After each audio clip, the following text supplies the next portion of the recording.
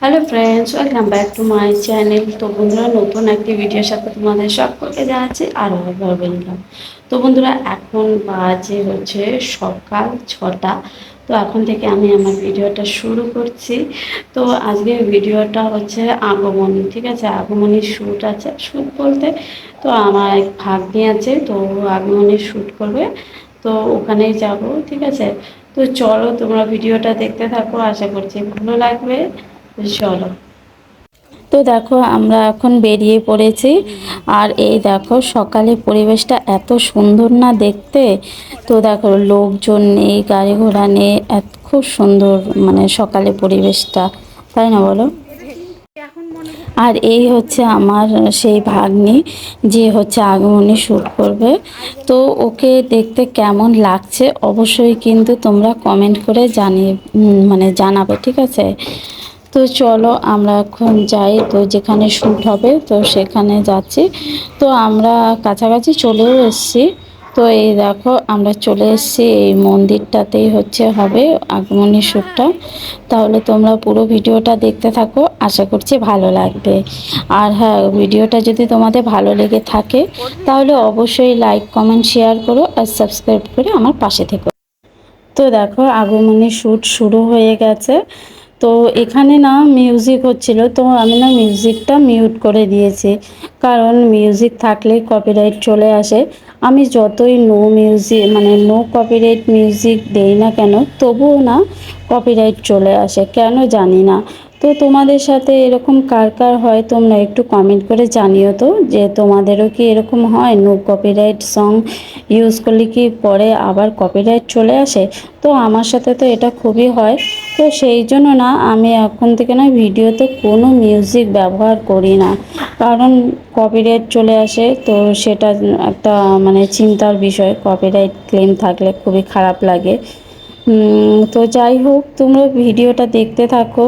তো তোমাদের কেমন লাগছে অবশ্যই কিন্তু তোমরা কমেন্ট করে জানাবে, ঠিক আছে? তাহলে চলো, তোমরা পুরো ভিডিওটা দেখতে থাকো। তো দেখো, দুর্গা মূর্তির সামনে কিছুটা শ্যুট করা হলো, মানে শ্যুট নেওয়া হয়েছে ওর। তারপরে এখন এই মন্দিরের সিঁড়ির এখানে কিছুটা শ্যুট নেওয়া হচ্ছে। তো আমরা ভেবেছিলাম এখানে শ্যুট করার পরে আমরা হচ্ছে কুমোরটুলিতে যাব।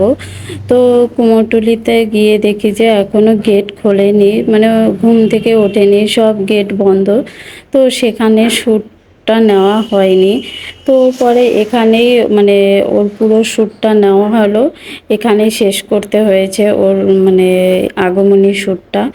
তো তোমাদের এই আগমনী শ্যুটটা কেমন লাগলো অবশ্যই কিন্তু কমেন্ট করে জানাতে ভুলবে না, ঠিক আছে? আর আমার চ্যানেলটিতে যারা যারা নতুন আছো অবশ্যই একটা করে কমেন্ট, লাইক, শেয়ার করো আর চ্যানেলটিকে সাবস্ক্রাইব করে পাশে থেকো, ঠিক আছে?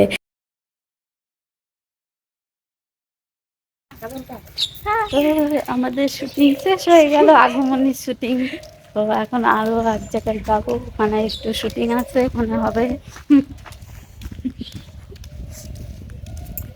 কি গরম!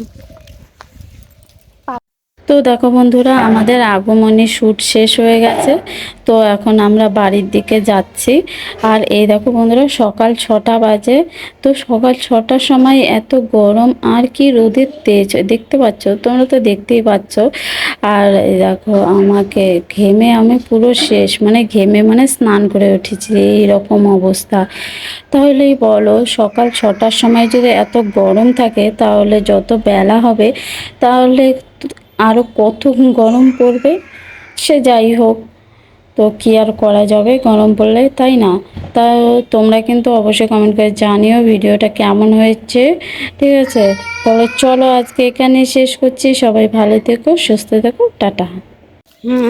দেখুন, আমাদের বাড়ির জলে ভিজে ভরে ভেসে গেছে। গেছে, হ্যাঁ, ভেসে গেছে। বাসন মাজার বাটিটা উল্টায় পড়ে গেছে।